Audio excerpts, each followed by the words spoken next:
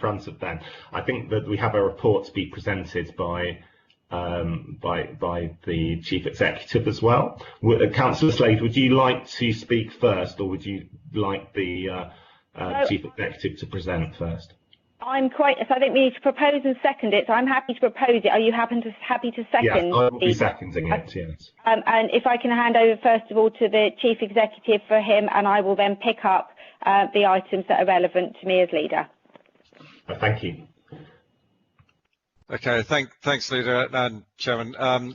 This is quite a detailed report, and in a very fast-moving environment. The one thing I can say is that most of the numbers in the report have changed since it was written some days ago.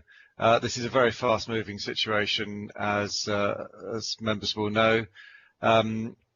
The national emergency of the pandemic caused by COVID-19 has led us to move into emergency response. We do that within the framework of the Local Resilience Forum, which is where we're working together with police, health bodies, with the military, looking at the cross-Dorset issues. We've stood up the Corporate Incident Management Team, which is the Council's own response to an emergency. I think what is interesting in particular is that in most emergency planning you assume a sort of point emergency, which is effectively an accident or a terrorist strike or a natural occurrence in a single location. And that lasts for a limited period of time, and then we move rapidly into recovery. In this particular emergency, we've been in response mode now for the last 4 or 5 weeks. We're likely to be in that phase for some time, and that changes the roles of both officers and councillors.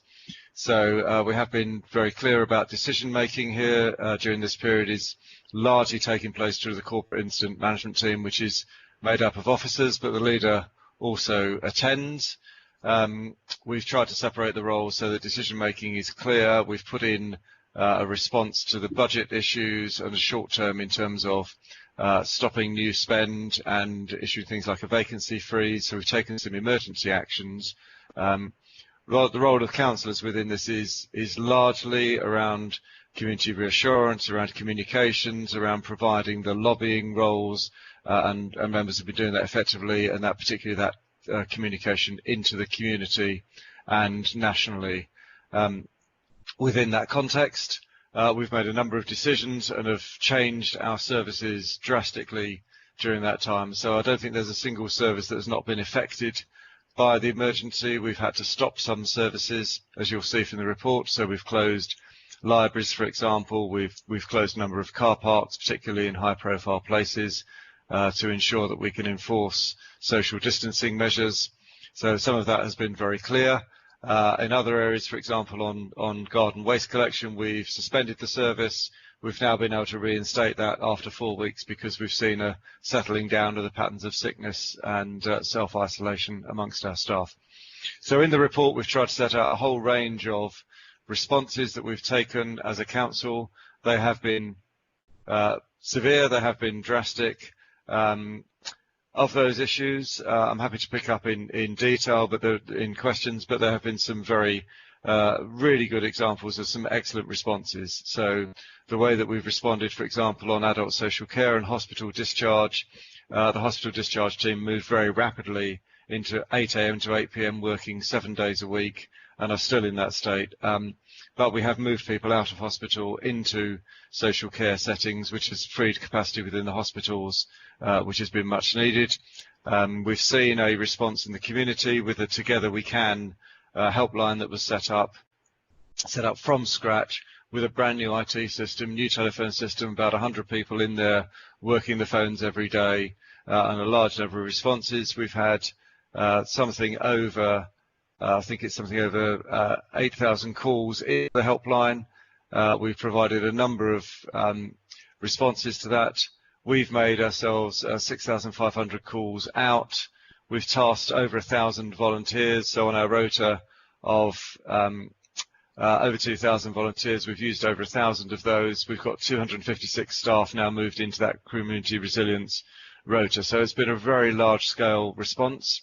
I'm also pleased to see that our IT team have really stood up to the task, because they've set up a brand new IT system, brand new monitoring And we were seeing just this morning the new dashboard that's been set up that will allow us to see trends that are happening within the community.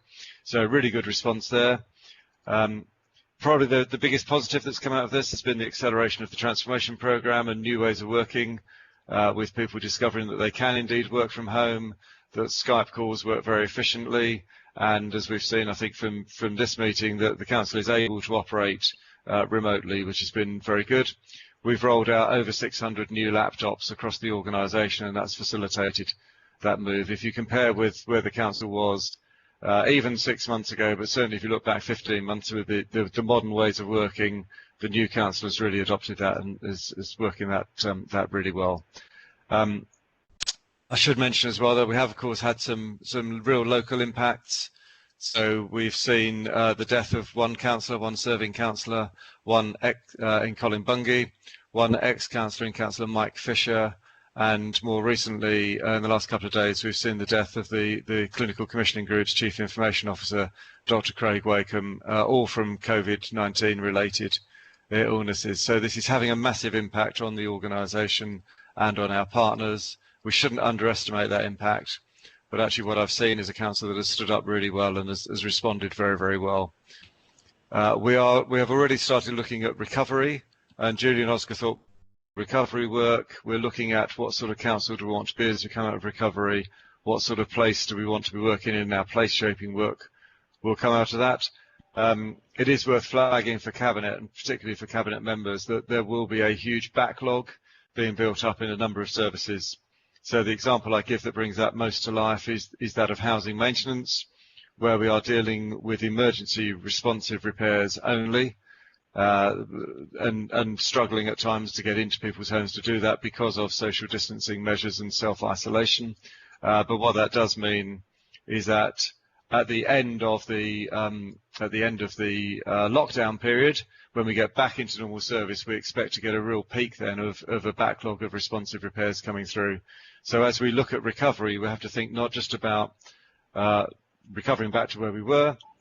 We've used the phrase reset, that we want to reset the council, but also we'll need to think about dealing with those backlog of things that have built up during the lockdown period. And I think we've seen that more graphically perhaps in health services, where GPs are reporting a huge reduction in people coming with illnesses other than COVID-19, and they're expecting within the NHS a real backlog of health issues to have been built up.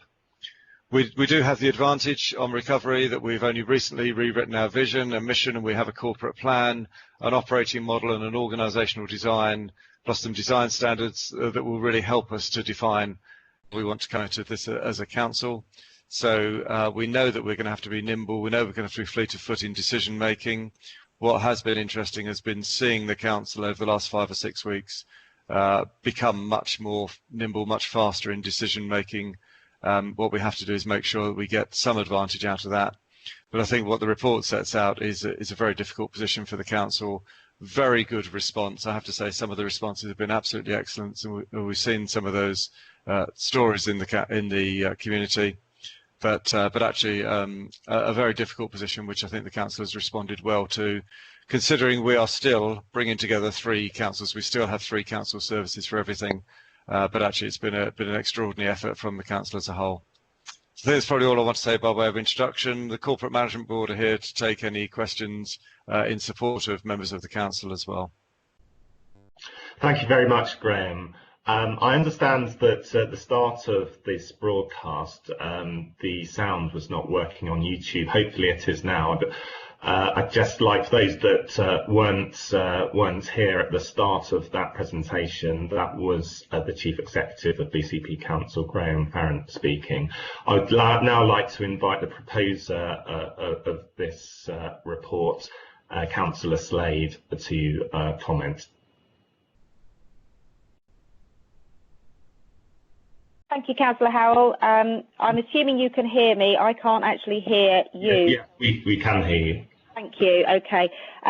Apologies that I'm not able to join you fully. I have 2 laptops and 2 phones on the go trying to fix the IT. I just want to back up the things that the Chief Exec said throughout that paper. This has been an extraordinary few weeks, and I think all of us have totally transformed the way in which we're working. I just want to focus on three areas which he has touched on, but with which I've had the most close involvement. The first one is around the comms strategy, the work that was done at the very beginning to try to get messages out to the public. A very fast-moving situation where we're working partly with national comms messages, but also the local messages around the particular issues that our communities have been facing as a result of life in lockdown. Everything from issues with bonfires, dog fouling, the use of beaches, the social distancing has been really rapid change. That is moving into a slightly more long-term phase now with the creation of a comms strategy, so that we've got an idea of what our intentions are around how we disseminate information over the next stage. The second area is around the Community Resilience Hub, which the Chief Exec explained has been stood up incredibly quickly. 2,500 volunteers we now have registered with us, and to have allocated one-on-one support for over 1,000 households is fantastic.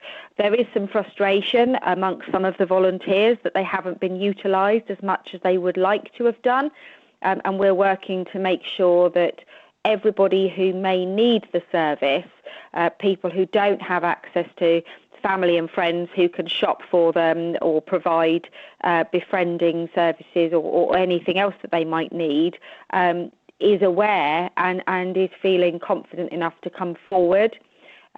We're now moving through the next phase of that in looking at how we can provide councillors as community leaders with the messaging that they need, so that they can use whatever means they need to do, whether it be letters out to their community, their own social media networks, their own other community clubs and organisations they're involved with, to get that information out. So we will be seeing a development of that. The other thing we're looking at is how we can get more messaging into the community around posters in a wider range of places. We've had some great news in the last 24 hours that the contracts with the pharmacies have actually been updated, and now the pharmacies are required to allow individuals to pick up prescriptions on behalf of somebody else, which means that we can enable our volunteers to do community pickups. They are going to be done on a one-on-one basis so that we don't overwhelm the pharmacies, but that's a development that's taking place as of today. And we've worked really hard with public health, with the NHS, with Jan and her team in the adult social care team, to try and make sure that we can bring this forward. And I know it's been a cause of frustration for many of us. So again, every week we're having 2 meetings about how we can develop the community response and how we can take care of the emotional needs of people who are living in lockdown potentially for many months. The final area I just want to cover is around governance. I think we've had showed a lot of forbearance in meetings that we want to have, that councillors have enabled and accepted needs to be cancelled, so that our officers are able to concentrate on delivering services.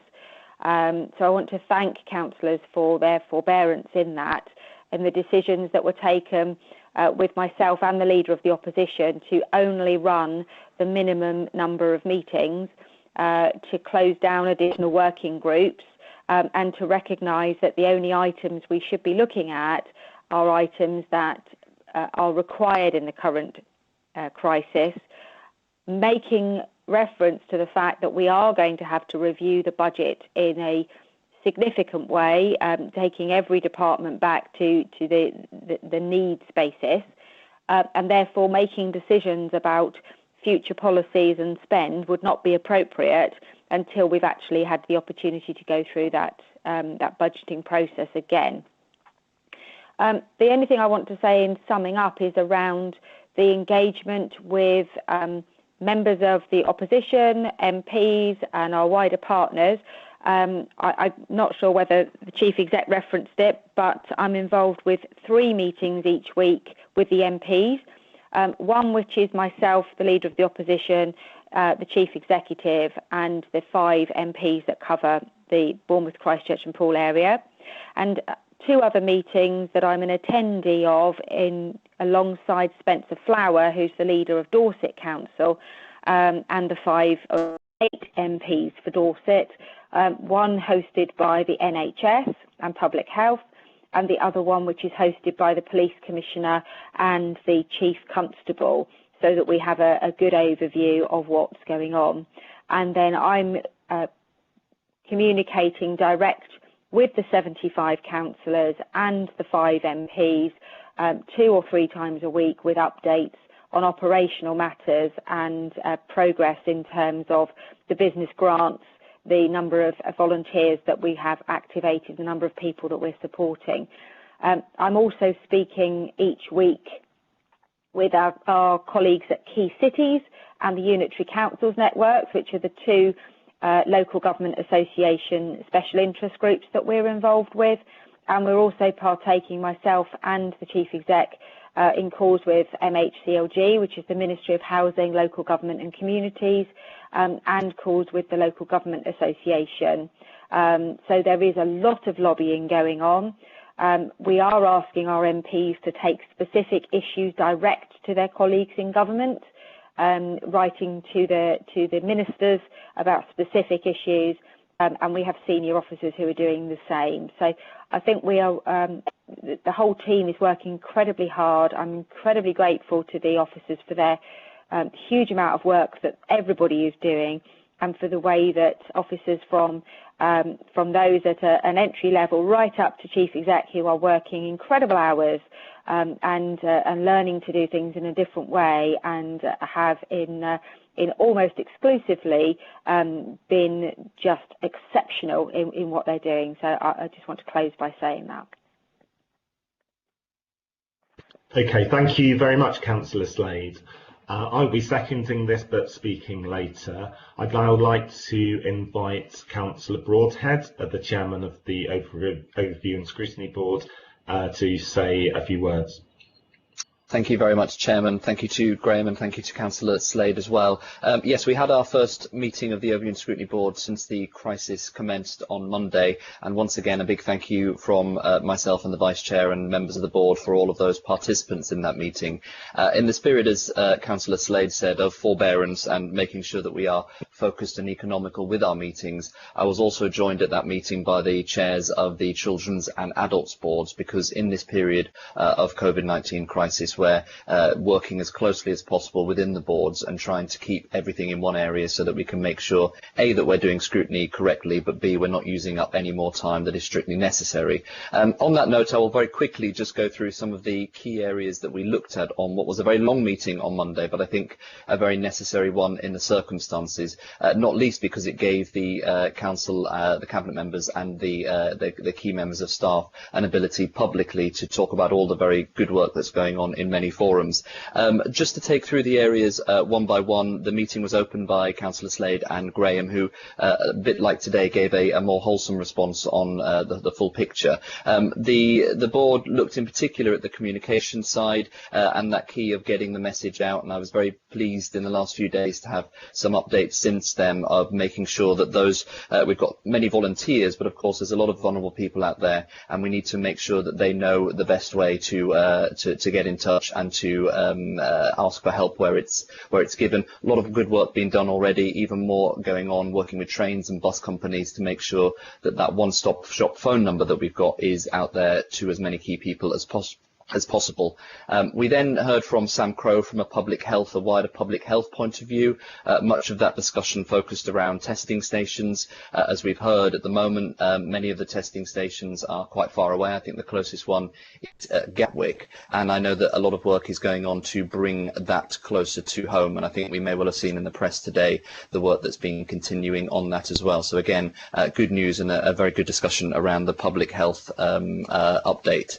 Moving on to the adults and social care, we were joined by Councillor Dedman and also the key members of staff there, Jan Thurgood included, about all the work that's going on across the council in the adults and social care, because of course these are our people that are in many ways are most vulnerable. The key parts of that discussion did centre on making sure that, particularly in our care settings, that the PPE, the protection equipment, is up to scratch and is actually there if it's needed. I think we were assured that a lot of work is going on there, but Councillor Northover and the board have asked that we do a little bit more work into that, and I know Councillor Northover has already been working with Jan Thurgood on that. Just probably a very short, sharp working group just to assure everybody that is happening as much as possible.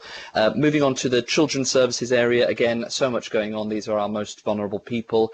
We've seen in the press today that there's some concern about the vulnerable children and the very low percentage of those that can go to school going to school. Again, we did talk a lot about that, and I know that the Chairman and members of the Children's Services panel will be keeping an eye on that area as well.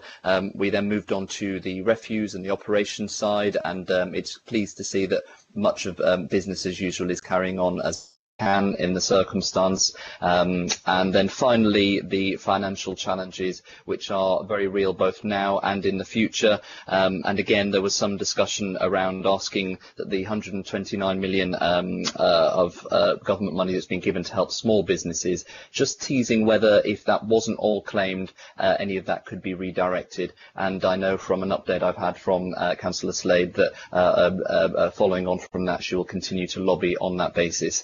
I won't go any further, Chairman. A very full discussion. I'm very pleased to get the update, and hopefully the public found it useful as well. And of course, from a scrutiny point of view, will be as helpful to keep an eye on things as much as possible going forward. Thank you, Chairman. Thank you, Councillor Broadhead.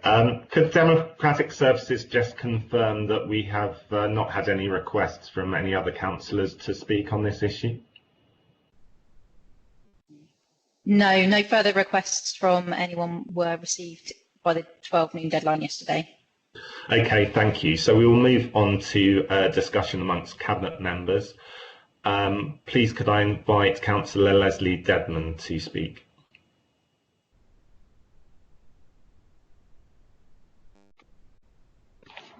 Yes, thank you. Thank you very much. I hope you can hear me.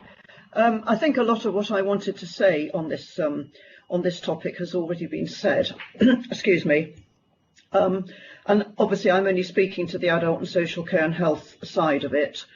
But the main thing I wanted to say, and which again has already been said, is to stress how much immensely hard work has been going on with all this, and from the directors downwards to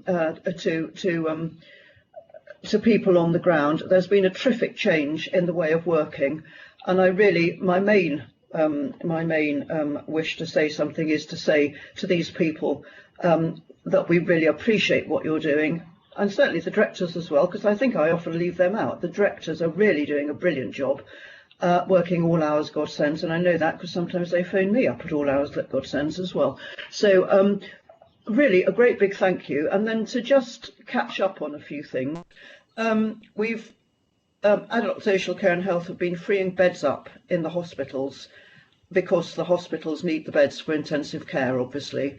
And our staff have been working in the hospitals on an 8 to 8 basis, 8 o'clock till 8 o'clock, on a shift pattern, which again is a terrific change in working practice, and I have to really thank them for that. And then when people have been sent out of hospital, which has been an extremely quick turnaround, so again a new way of working, and I wouldn't say, from my point of view, knowing intimately how difficult it is to get somebody from hospital into a suitable setting, the speed is not good, but we have managed, our staff have managed tremendously well. We've got block bookings for people to go from hospital is excellent. So nobody is left hanging around in hospital with nowhere to go to. We've been working with all the other providers of the NHS on all the things that we need to work with them on. One thing I do want to bring out as well is that the Chief Executive mentioned some services having to be cut. Well, I know one of those is our day centres, and I think people have noticed that. But although our day centres are closed, clearly on government advice, we've got other services being put into place, and nobody who came to a day centre and who wants something has been disadvantaged, because I think, as everybody knows who has cared for somebody at home, a day centre gives a little bit of respite for the carer. So those services are still being assessed, and they will be carried on, although the person concerned won't perhaps physically go to a place. We've also got our assessment services still carrying on, and a lot of phone and video calling on that. But if people have to go to the community, they are going to the community. And I think, again, this is our staff have to be congratulated on the services that they're giving. And also, when anybody needs a service, our front door is being maintained. And can I just check back on what I think, again, the Chief Exec or maybe the leader said? We are still in the process, or were until the beginning of the year, in bringing 3 councils together. And so we have just come from that into this absolute terrible situation. And our front door is still being maintained for old and new users. So I think that's another point I would like to stress to people. We are still here for phone calls, and we will still be helping. And the only other thing I wanted to mention, the Coronavirus Act, which eases some of the services that we are statutorily obliged to give. We are not easing anything as far as I know as yet, and I know the Director of Public Health and the Director of ASC is here. There may be a change since I heard this, but I think at the moment we're keeping up all our services as we usually do. So anybody who is vulnerable and in the community can rest assured that we are still working as we always have done for them. I don't think there's anything else I want to say, Deputy Leader, at the moment, so thank you very much for the chance to speak. Thank you. Could I now ask Councillor Kieran Wilson to speak? Yep, thank you, Chair. I'm just going to give a quick update around what we're doing in housing. I want to start by saying thank you to all of the council staff and all the team in my housing department, who I'm particularly proud of. When the government last month allowed us to and gave us the facilities to put all rough sleepers into accommodation, my team mobilised so quickly, and within 5 days we managed to get 100 single people into accommodation who were homeless because of the conditions around the coronavirus, and who have been on and off the streets for a long time. This is absolutely fantastic. Since then, that number has increased, where hidden homeless, people who have become further homeless because they've been sleeping on a relative's sofa or something like this, and they don't want to pass the virus on. And that number is now at 294 single people that we have in accommodation. We have 2 families in B&B, and I don't know if it's difficult for people to appreciate the amount of work that goes into doing something like this, getting these people who are have complexities and a lot of different issues into accommodation and sustaining that. So I just really want to say a massive thank you to all my team in housing, but it also couldn't have been done without the help of a lot of different agencies and the different charities and organisations related to homelessness across the conurbation. So I want to say a massive thank you to them. We are meeting as a homelessness reduction board fortnightly now, as we work on an exit strategy in order to keep as many rough sleepers and as many people in accommodation as possible, and moving on to more permanent forms of accommodation after this is all done. So, and we're also in conversation with MHCLG about what resources we'll need going forward for this. So yeah, massive thank you to all of them. Something I also want to mention and promote while I have the chance is the Let's Talk renting service that we as a council are doing. Basically, this is for anybody who is living in rented accommodation and are struggling with any part of their tenancy.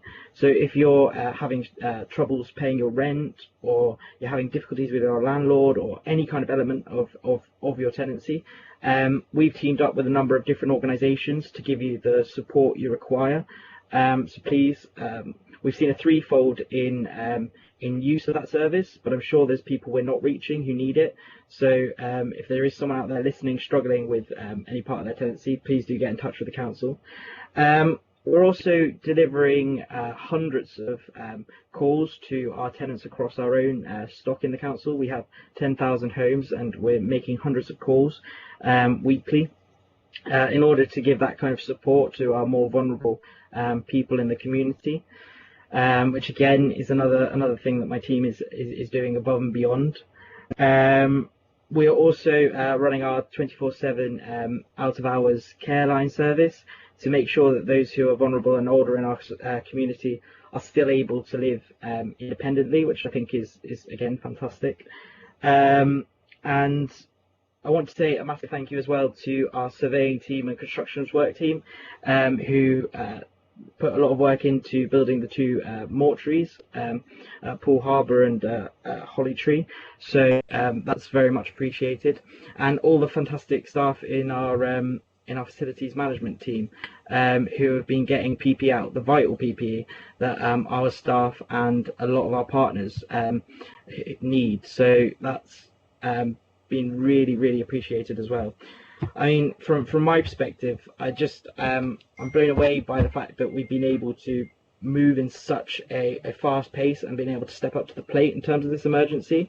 I can't, like, I had a housing situation last week, and it was I received a phone call, and within half an hour my housing team came back with 3 solutions to this one problem, and I was just blown away by the speed at which we're working. So I just really wanted to say thank you for that.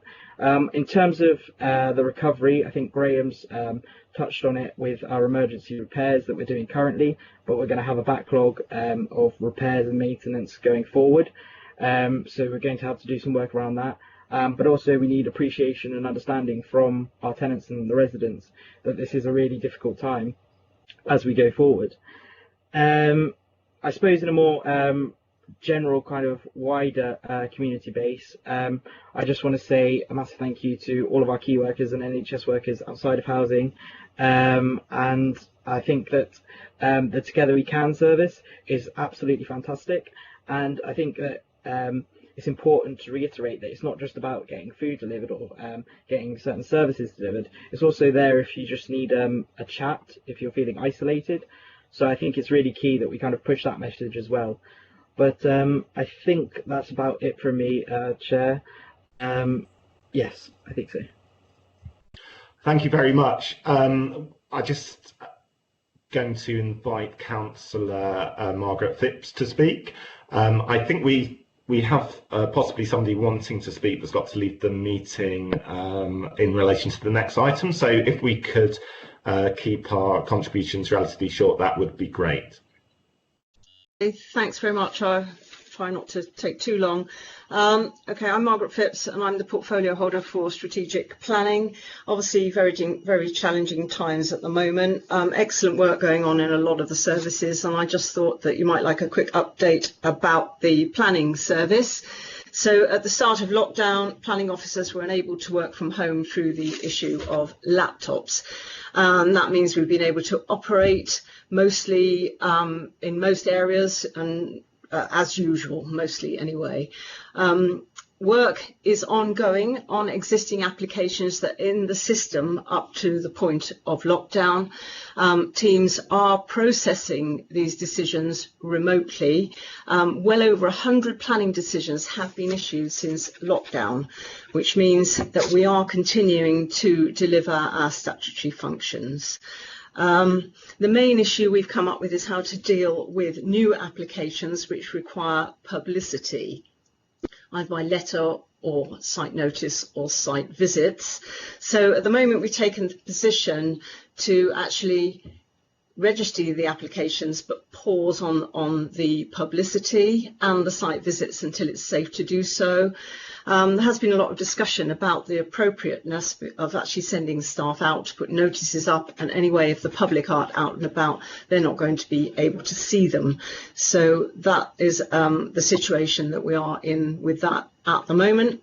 As I said, new applications coming in are still being registered. Assessment work is being undertaken on them by planning officers. We're just holding back on the publicity on those at the moment. And we will be just reviewing that situation as things proceed.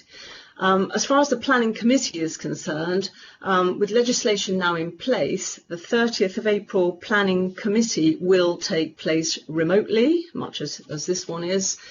And Planning and Democratic Services are finalising the details, with the agendas to be published, I believe, tomorrow. And public representations will be made in writing. Just briefly, planning enforcement and building control. These are still ongoing, and we are doing controlled site visits if there are serious breaches reported, and also for building control, anything to do with like dangerous structures. So we do have those services still happening on a reduced basis. And finally, strategic planning policy. The teams are working from home. They continue on the local plan preparation with evidence studies, etc. And we're still focused on our consultation, which should be later in the year, which was originally a plan for October. We'll see where we go with that. But we do continue to operate on that, and generally progressing as per timetable. And finally, I just want to say what a huge effort by the planning team to go from office-based work to home working in actually a matter of days, and still keep the service running. So that's about it from me. You asked me to be brief. I hope that was brief enough. Thank you very much. Now can we move to Councillor Sandra Moore? Thank you, Chair. Can you hear me? Yes. Thanks. Yeah, I need obviously to update you on the school situation. I mean, schools are clearly open for business, but although the children of key workers are attending, the number of vulnerable children and young people attending is low. Concerns are being raised at government level because this is a national problem, and the national figure being quoted today is 5% attendance. It is, though, important to say that some families made sensible decisions to keep their children home as per the lockdown, and some families will also be shielding. Some schools have also experienced staffing problems through illness and self-isolating. However, government guidance has now been strengthened and sets out a clear expectation that the local authority and schools jointly encourage all vulnerable children and young people to attend educational settings unless they have an underlying health condition. So a great deal of work is being carried out to actively encourage more vulnerable children to go to school, and the Council is continuing to work with schools to ensure that they are able to offer places to this group of pupils in order to effectively meet their holistic needs. We also have members of Children's Services working with our schools to welcome pupils into school and proactively identifying and addressing any barriers that may prevent them from attending. Government is also updating guidance on the provision of laptops. You may have heard that in the media recently, that we're going to provide laptops for vulnerable Year 10 students, and we're actually working with schools to help with this as well. So if I can just go on, unfortunately, a number of early years providers have decided to close, which is a pity, but we do have sufficient places for 1,500 plus children under 5, so we do have capacity, and brokerage is also available and working. Many children in care and care experienced young people are being shielded, but are also receiving extra help to make sure that they're safe and well. And if I could just mention that in children's social care, most staff are working from home, and although some are shielded, self-isolating or off sick, we do have sufficient capacity to work effectively. Often their job involves visiting families in their own homes, and they need to carry out risk assessments and wear PPE in accordance with government guidance. It is, I think, often forgotten that staff in children's services are working on this council's front line, and home visiting is obviously currently risky, but they're doing it every day. And I think that they deserve our recognition and our thanks. Thank you. Thank you, Councillor Moore. Can we move to Councillor Lewis-Allison, please? Yes, thank you, Chairman. So I just want to give a quick update on the areas covered in my portfolio. I want to start with communities. So the leader's already given a quick update on the Together We Can project and the Community Resilience Hub. So I don't want to add really too much of that, just to confirm on those figures. So in the report you've got in front of you, we've got 2,100 volunteers with 510 assigned. That now sits at 2,400 volunteers with over 1,000 assigned. And the document states that we've had 3,500 calls so far to the helpline, and that now sits at 6,700. So we're very confident that the news is getting out there, and that the postcards and that the posters that have been sent out have been very useful in getting that phone number publicised. With regards to what's covered in this document in terms of the tourism and hospitality industry, it's clear that the tourism and hospitality sector was one of the first sectors to feel the impact as a result of the nature of government measures. However, we're very confident that it will be one of the first sectors to stimulate the first steps towards recovery. So in BCP, the tourism and hospitality industry is a key economic driver, as we know, and it's worth over £1 billion in business turnover. So we are very, very committed to support and find any way we can help. It is a very fluid situation at the moment because we are not sure what times the lockdowns will be released and what the impacts will be on those businesses. In the meantime, I've been working extensively with the Destination Management Board around any restart plans, etc., and also working with Tourism South East to visit England, etc. We're also working with the DMB to put out a survey to all of these businesses to sort of get a greater understanding of what situation they're in and what help they're going to need going forwards, depending on how long the situation lasts. But I just want to say that I'm pretty confident in that once the isolation measures are lifted, we believe that the recovery will be driven from a strong public demand from local residents and those wanting a UK break. People are still going to want to get out. People are still going to want to come to our fantastic destination and spend time with their family and friends at our attractions. International travel might not be an option initially, so staycations might be, what saves us in this case. I also want to add that we are continuing to publicise the area so that those past, present and potential visitors remain aware of our great destination and that we will be here to welcome them as soon as it's safe to do so. Thank you. Thank you. Now let's move on to Councillor Andy Hadley. Thank you, Chair. I'd just like to start by making a tiny correction to what the Council Chief Executive said. The Chief Information Officer is not actually Dr. Craig Wakeham. He's the was the Chief Clinical Information Officer, but he was someone I've worked with over 20 years and also a personal friend.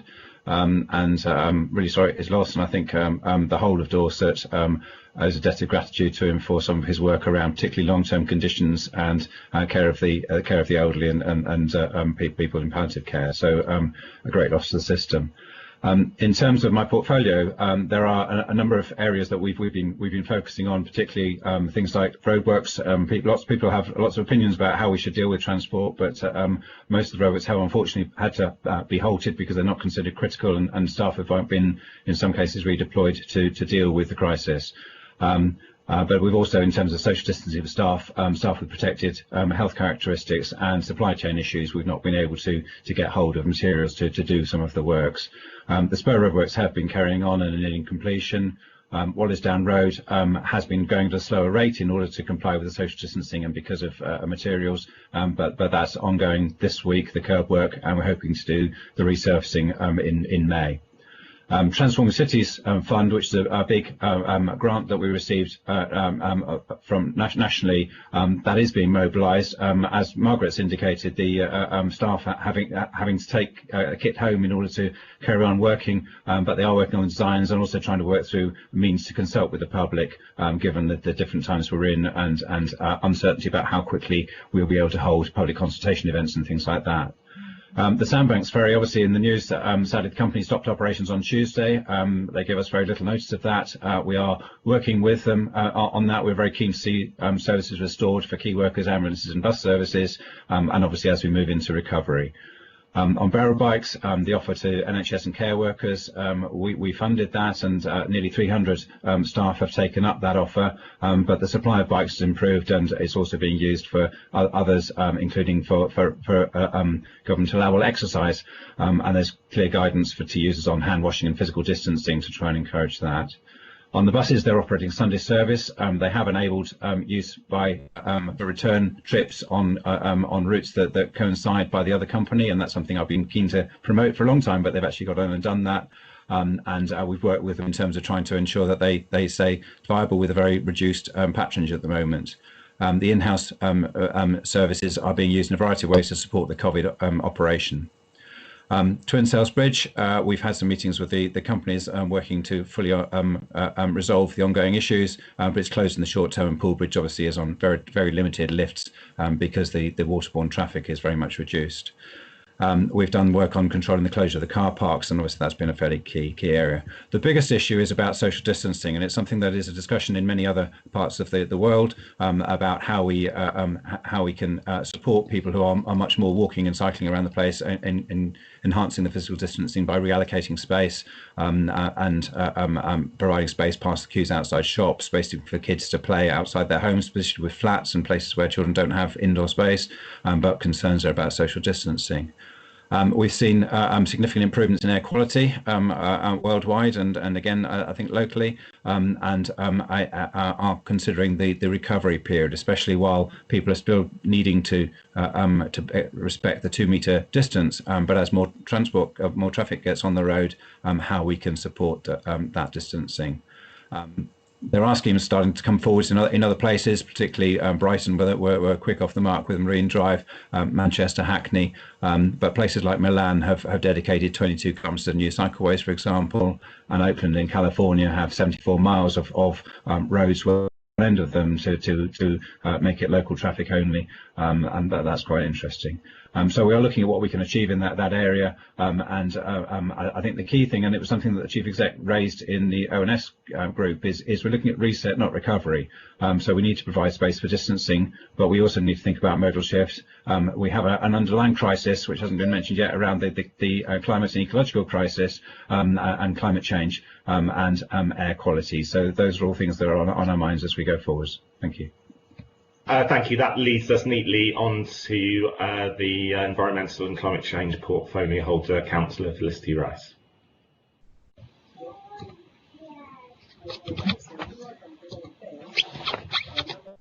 Thank you, Mark. Thank you, Chair. I was just going to give a brief update on the environment portfolio. So yes, I am Councillor Felicity Rice. Thank you for the introduction.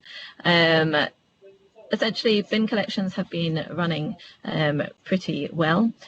We've had continued residual waste, food waste and recycling, all continuing throughout the crisis. Green waste was suspended. This was due to staffing reductions. However, this is now stabilised and we have restarted this week. Christchurch previously was with Dorset Waste Partnership, and this was incorporated into BCP services on the 1st of April, and this went very smoothly. Cleansing services, these have continued as pretty much as normal because more people have been out and about walking with their dogs. Dog bins have been prioritised. There have been discussions in the newspapers and amongst the public about fly tipping. Just to clarify that in our area, we've actually had a decrease in fly tipping compared with the same period last year. However, there are reports of some local hotspots, but these are being dealt with on a case-by-case basis. Highways maintenance. There is an issue with the supply of tarmac, so this has had an influence on this service, and also staffing levels have influenced this service. So this is the highways maintenance is prioritised to the main resilience network, but we are still continuing to receive public reports, and any reports that cover a safety issue will be looked at. The household recycling centres have been temporarily closed. This is in line with government guidelines. Just so the public are aware, we are actively involved in discussions at a national level around how we plan, when it is safe and appropriate to do so, how we plan to reopen the tips, working with the surrounding counties, and also looking at traffic management, how we manage that reopening when it is appropriate. Related to this is that commercial waste is still available for anybody that does need that service. Environment also covers bereavement services. Since we came into administration, we have been made aware of the state of the cremators within Poole Crematorium that has not been adequate over the last decade. So we had, prior to the COVID-19 crisis, been looking at a business case on how to maintain bereavement services within Poole. However, during the crisis, we did have to close the last functioning cremator in Poole Crematorium due to safety reasons. The services have been able to continue in Poole, and communication with the families was done very proactively, and in terms of it means that the deceased bodies, there's a service at Poole Crematorium. The deceased body is then respectfully transferred to Bournemouth, where it is cremated, and the remains returned to the family in Poole. Just to clarify how that works for any members of the public wondering about that issue. In terms of, as Councillor Hadley mentioned, climate change, there's a lot of work that can be done coming out of this crisis, looking at how we reflect on how our economy runs, and how we can influence this going forwards, so that we can make sure that we look after people and planet at the same time as being able to thrive. And I look forward to working on that extremely proactively going forwards. There has been some reports that even with all of the decrease in transportation and activity globally, over this year there may only be a 5% reduction in carbon footprint across the world. So we've got an awful lot of work to be doing to be able to go even further following on from this crisis. Thank you, Chair. Thank you, Councillor Rice. I will just say a few words about my portfolio before we conclude with Councillor Brown, who's going to talk about finance. In terms of regeneration, obviously regeneration is a long-term scenario, so we are continuing with all the major projects, but quite a few of the staff have been pulled off their normal jobs onto COVID support. Clearly regeneration is going to have enormous consequences. The COVID crisis is going to have enormous consequences on our high streets. Our high streets were already suffering. There's going to be a real need for envisaging what the new future is going to be and how we can best do that. We are well placed though there, because we've already been starting this work in anticipation of rejuvenating our high streets. So in support for businesses, obviously the government is using local authorities as a means of distributing support through the various schemes that it has established, and I understand that's going very well locally. The council officers are doing a very good job. I think Councillor Brown's going to speak a little bit about that.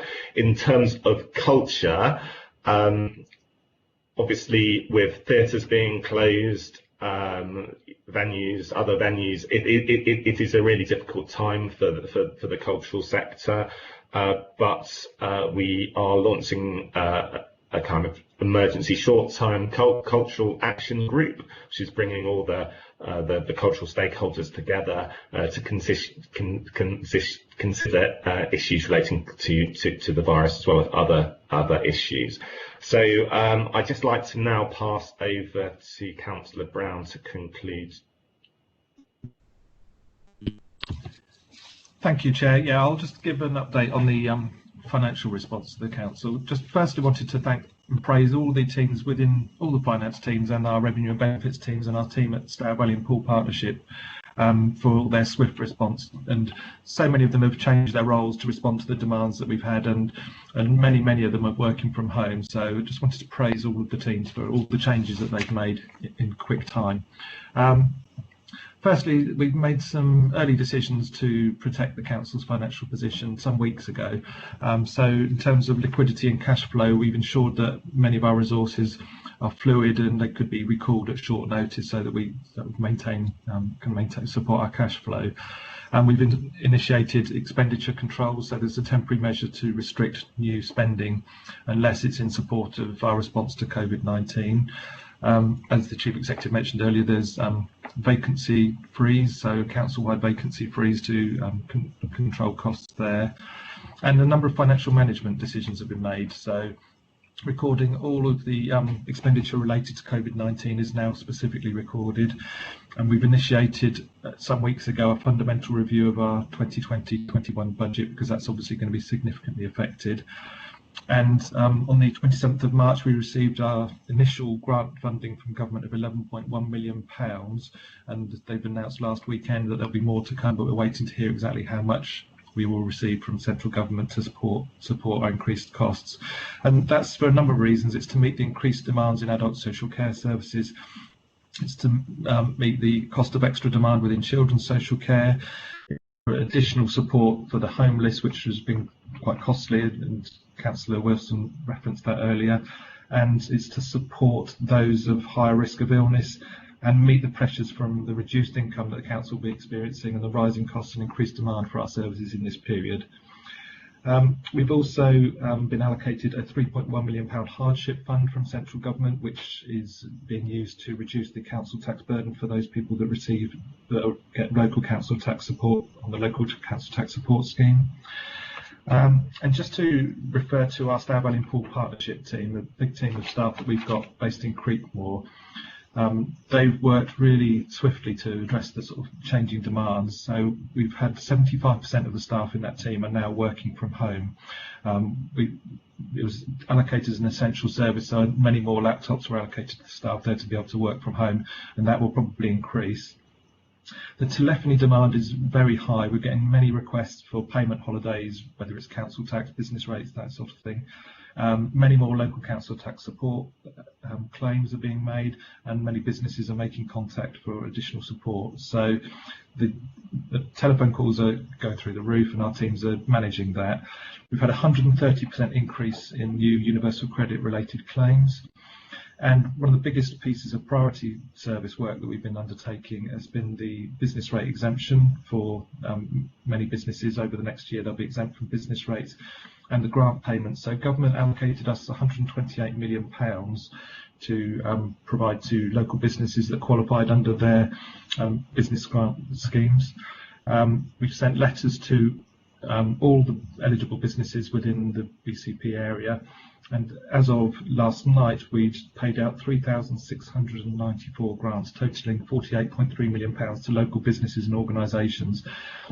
And I know from experience of businesses based in my ward, that's making a real difference to small businesses being able to cover their quarterly rent payments and being able to just cope during this period so that they can carry on and get their businesses going after restrictions are lifted. And actually, as part of that, our entire audit team's been allocated to that function, and I think it's great that we've had different teams of staff willing to take on new roles to support that. As mentioned, we are making a fundamental review of our 2020-21 budget, and there will be a budget update report coming to Cabinet in May relating to that, because obviously the Council, we're expecting to lose income, particularly from car parking and destination services as a result of the restrictions.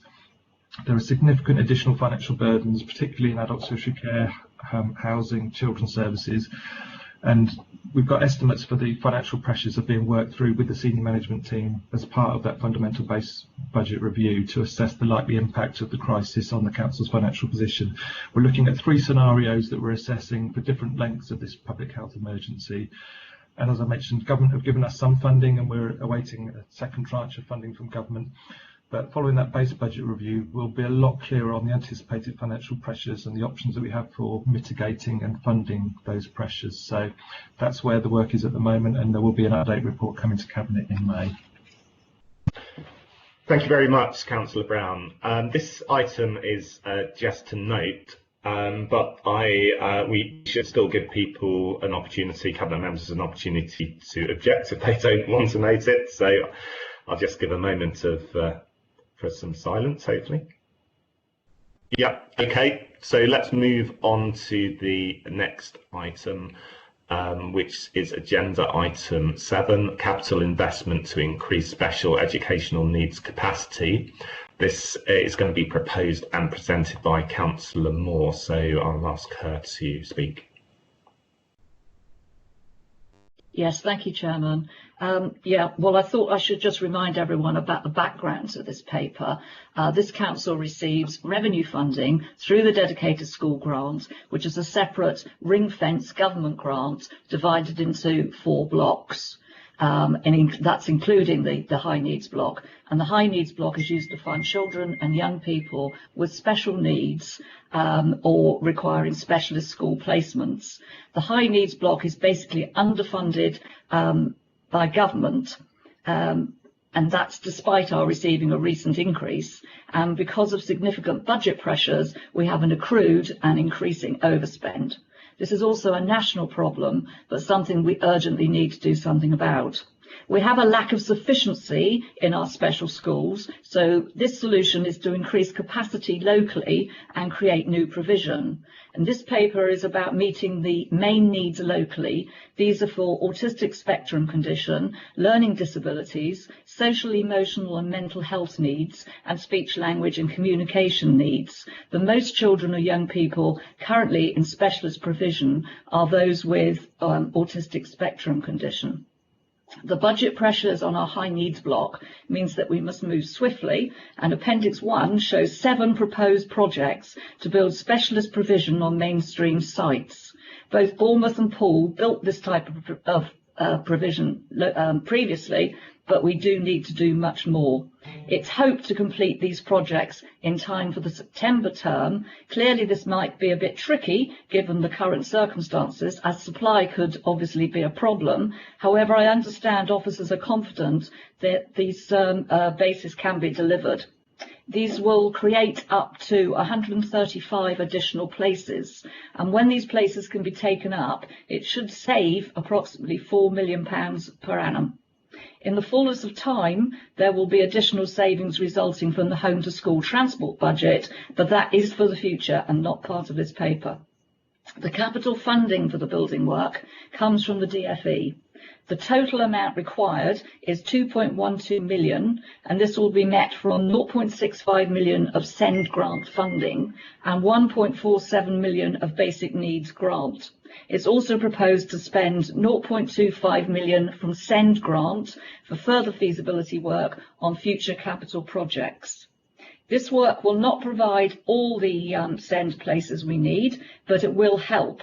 And out of the 7 projects listed, only 1 is for secondary students, and this will provide another 24 places. The reality is we have a shortage of secondary places and we need more secondary provision. A new school would be good, but any new build has to be a free school.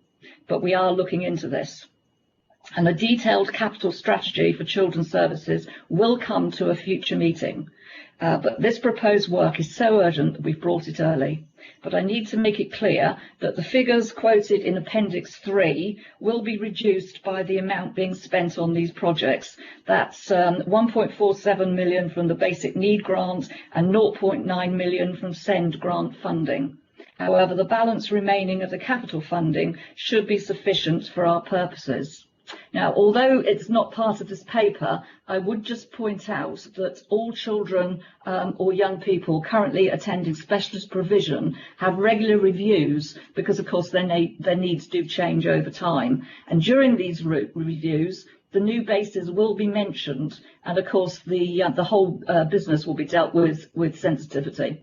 Can I just also thank our officers for all their work with the schools who have agreed for these specialist bases to be built. And can I just add that I did receive a question from a councillor, but unfortunately it arrived too late to be officially included during the meeting. However, with your permission, I will answer the questions now verbally. And the question was, if the proposal is to transfer monies from the basic school funding grants to special needs centrally by BCP Council, what is the view of the school forum? And I would just respond by saying that the capital funding for the building work does come from the DFE. The school forum, which is obviously not meeting at the moment, only deals with the dedicated schools grant, which includes the high needs block. And as I explained earlier, in a separate ring-fenced government grant and is revenue funding. So decisions about the capital programme is entirely within the gift of this council. Thank you. Thank you, Councillor Moore. I understand that Councillor Brown will be seconding, is that correct?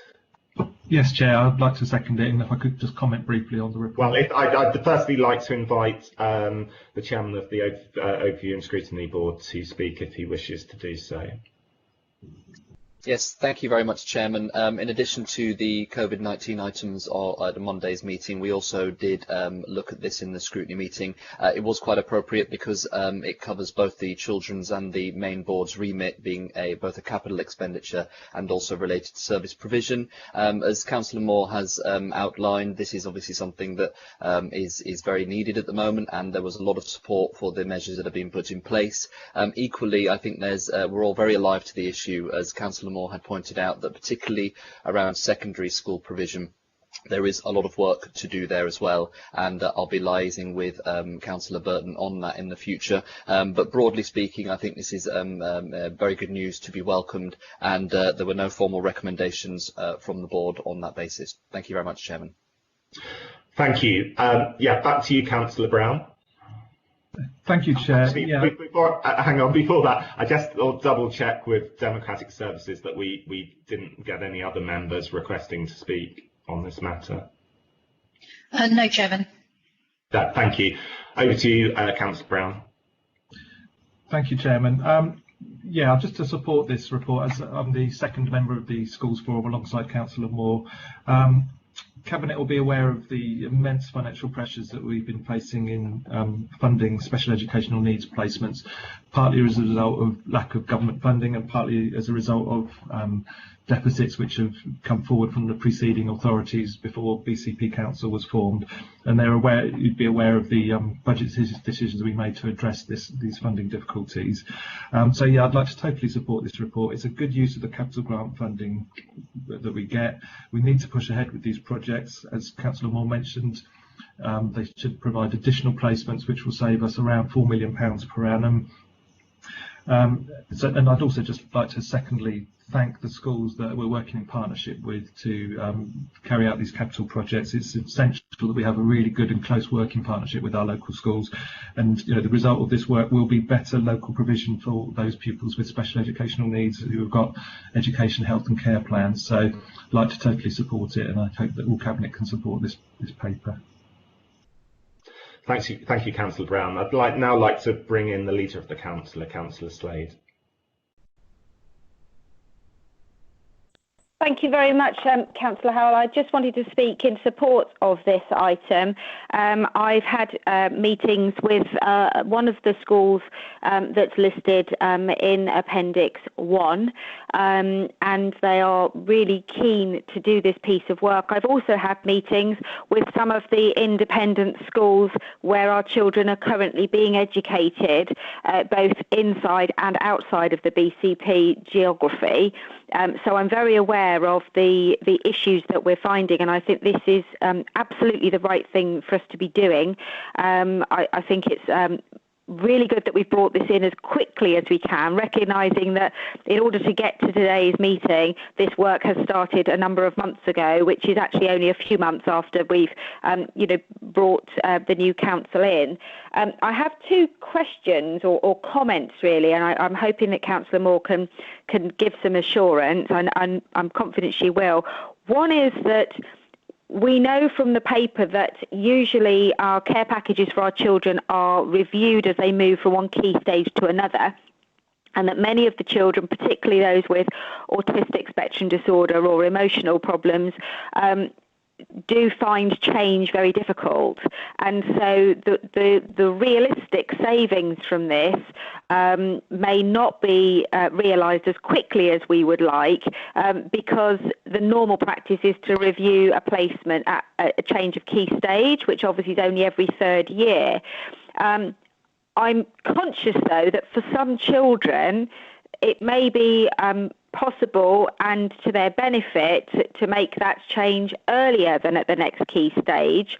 For example, if they're a child that's then able to access a school closer to home, or to access a mainstream school for part of the day and this satellite for part of the day, which will integrate them back into school much more quickly. So I'm really looking for some assurance that where families are in agreement and where schools are supported, whether we are able to review these placements more quickly than at the end of a key stage. And secondly, a more of a concern and a risk is that we have a lot of children who currently aren't able to access specialist provision and are struggling in our mainstream schools. And some of our schools are doing incredible work to maintain them in that way. My risk issue is there a possibility that by creating these satellites, we actually simply increase the demand, which is, fantastic for the families, but the potential saving from this may be quite dramatically offset by more schools saying actually this provision would be better for a child.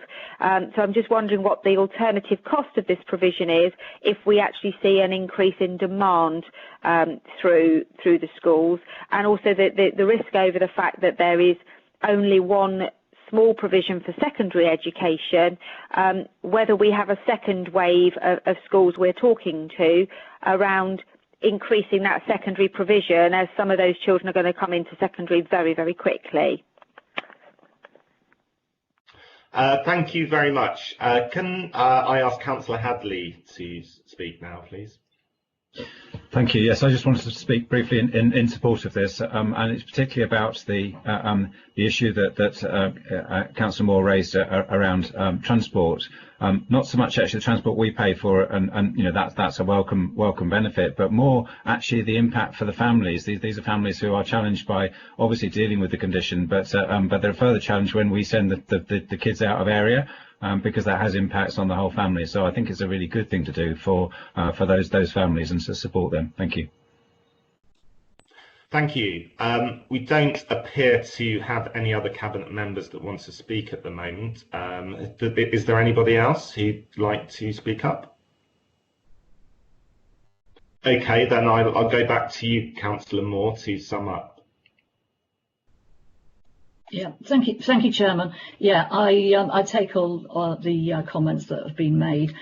Reviews can, of course, be made requested by parents as and when the needs of the children change. And yes, if they hear that there's a base and it would be more convenient, then obviously they could request a place, and obviously there will be a demand for some of these places, and obviously that will have to be carefully managed, but the whole business has to be managed very carefully and very sensitively, and I'm sure the officers are fully aware of this. I just hope that you can all support this paper. It clearly needs more work in the secondary arena, and that is ongoing, and I hope that we'll be able to announce some good news shortly. Okay, I hope you can support the paper. Thank you. Thank you, Councillor Moore. Can we proceed to voting by anybody that wishes to object or abstain to raise their voice now? Okay, that appears to be unanimous then. So that recommendation is approved. If we can move on to agenda item 8, which is the Cabinet Forward Plan. The latest version of the Forward Plan has been published and is available to view on the Council's website. Do any Cabinet members have anything that they wish to say in relation to the Forward Plan? That looks like a no. So that is all the business that we have to consider at this meeting. I'd like to apologise if there was a break in the sound early on in this meeting. We are still in the early stages of getting to grips with these online meetings, but these little challenges will just help us to learn and hopefully improve the service for you going forward. I therefore close the meeting. Thank you very much.